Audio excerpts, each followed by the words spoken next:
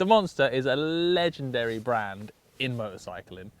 Even since I was a kid, I can remember the early ones, those beautiful stripped down bikes with bare trellis frames, kind of stunty hooligan looking things. Then the Monster decided it wanted to be a sports bike for a while. I'm thinking of the kind of S4, the sort of whitey coloured ones. They went a bit hardcore naked sports bike, I guess. And then they went kind of cafe culture, hipstery, urbanite bike for a while. And now I guess it's turned back into a sports bike again. It's a confused little motorcycle. What are you, Monster? What are you actually going to be in this world? Well, there's only one way to find out, and that involves crests, jumps, clutches and wheelies.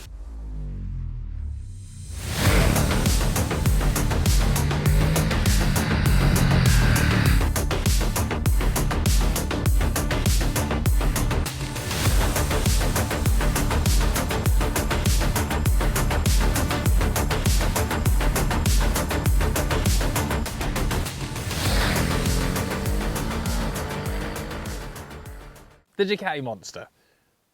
Let's not pick on it too much. I know it's jumped around being all sorts of different things, but it's proven itself as a versatile bike. There's no trellis frame. Yeah, that is quite an iconic thing to have lost, but does it make it a worse bike? No. Does it upset the bike world director, Alan?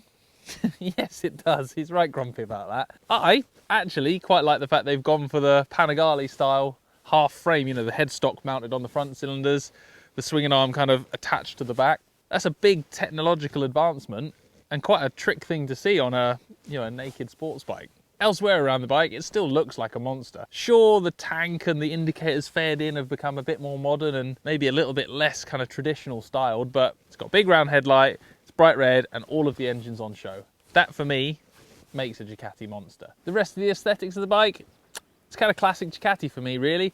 Absolutely stunning bits of detail. The cockpit's really clean. Nice high quality Brembo master cylinders for the brake and clutch. Mirrors are really nice. When you're sat on it, it's a stunning looking thing. And when you look at it, the shape and the form of the bike's beautiful. If you get picky and start looking up close, particularly from the side stand side, you start seeing a few exposed pipes, bits of wire everywhere. And part of me thinks, okay, that's honest. That's the stuff it takes to make a bike run. To be honest, it does look a bit like a snake's wedding in places, a little bit untidy. I'm being a really boring nerd picking on the details here, but it's things like that that set a bike apart from other ones in the range. I think it's much more important to see if it does wheelies.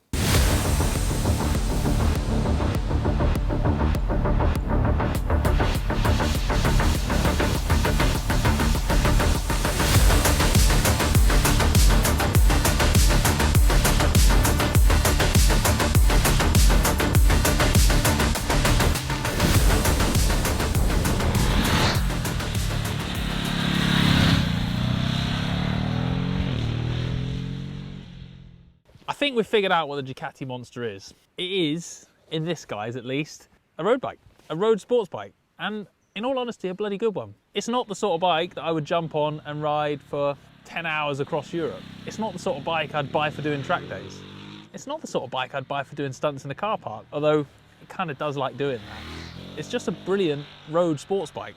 And if you're watching this and thinking, you've said that recently, Chris, I had the same reflection. Triumph Trident, Duke 890R, that's the kind of company I'm putting this bike in its own subtle little way. It's faster than the Trident, it's got more punch, more kind of feel and character to the engine. It's not as sharp as the Duke 890R, nor does it ride those kind of rough roads quite as well. It sits kind of somewhere in the middle of the two, which is probably just about right for a Monster. I think if you're buying a bike in this class, a lot of your choice is probably done with your eyes. You want a bike that you can step away from and look and be in love with the looks of it. You want a bike that every time you open the garage, you're excited to go out and spin to the shops on it or spend 4 hours hunting out good roads. So throughout this test, I've actually referred to the Monster as a middleweight bike. Now, when I were a lad, middleweights were 750s. They weren't 937cc or whatever this is. It's damn near 1000cc bike, but these days, especially with twin cylinder bikes, that is kind of middleweight. And what I think I meant by middleweight is that's what it feels like. It is under 190 kilos. It feels light, it feels small and compact. And it doesn't feel like a big, bulky, brutish bike. It feels like something that's easy to jump on and rip around the roads.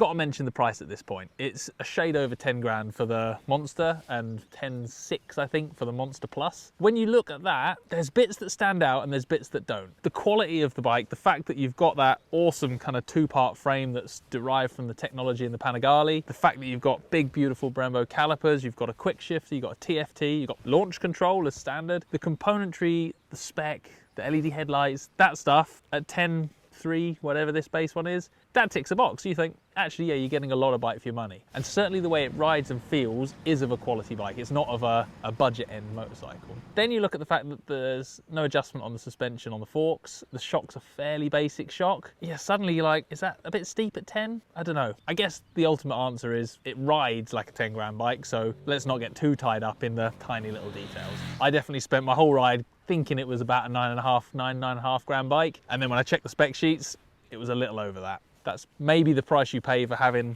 something from Ducati. It is a premium brand and it is a posher, fancier looking bike than what you'd buy for less money from other manufacturers. Now, I don't want to get tied up in all this specky stuff because ultimately it's the riding that matters. And this bike, the more I rode it, the better it got and the more it got under my skin. Now, I am a huge, huge fan of the old air-cooled Ducati V-twins, or L-twins if we're going to be pedantic. Those older engines, the air-cooled ones, the two valves, had a really punchy bottom end, a sound and a feel to them that was wholly impractical, but always put a smile on my face.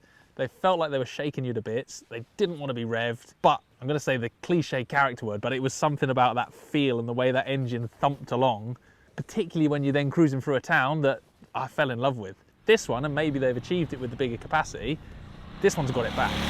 I spent half the day barely using half the available revs, just thumping out of corners on the bottom end, short shifting up the box and making decent progress along the road, but never revving the thing. And then when it was time to go home from the photo shoot, I'm running late for my date by this point. I had to get the power down and I had to get on with it. And suddenly I found there's like a whole nother half to the engine. You rev the thing and after that shove of power and that drive at the bottom and mid-range, you kind of wait a little bit and then at the top of the revs it's got another little where it goes again. And thanks to that I made it home in time for date night. Can't give a bike a better compliment than that. Saved my marriage, this Ducati. There you go. That's worth 10 grand of anyone's money. That for me gives the engine a character and a feel and a riding experience that, in all honesty, outdoes both the Triumph and the KTM in this category. It is shovey, grunty, characterful down the bottom. It's happy to rev. It's 111 horsepower, so there's plenty of shove to make decent progress on a road. For me, the engine's a winner. Have you ever ridden a Ducati? I've always jumped on and off of lots of different bikes, and every time I get on a Ducati, there's a feel to them and an oddness to them compared to all the other manufacturers. And I think if you just ride Ducati after Ducati after Ducati, you'll not notice it. But if you jump around lots of different bikes, every time you get on a Ducati, there's something about the way the throttle map are done, the way the clutch feels, that is just Ducati. I couldn't put it down on paper, but there's always a feel to them that takes you a little while to get used to. And if you're doing slow wheelies, skids, stoppies, drifts, there's always just something odd about them that I never quite get my head round. It's never a problem when you're riding the flowy road and you're enjoying it for faster wheelies, but just in that kind of slow, awkward, technical, stunty world, there's definitely a feel to them that always confuses me. Now, if you've ridden Ducati after Ducati, you probably won't even notice that, but if you've jumped from another manufacturer for a test ride on one of these, you've got to give it time to get your head round the Ducati way of doing fueling, clutches and throttles. It just is different. That's it, that's all there is to it. I spent a whole day ragging around on this. It got me home in time for date night, so it already had a big tick in my box. Do I like the new Ducati Monster?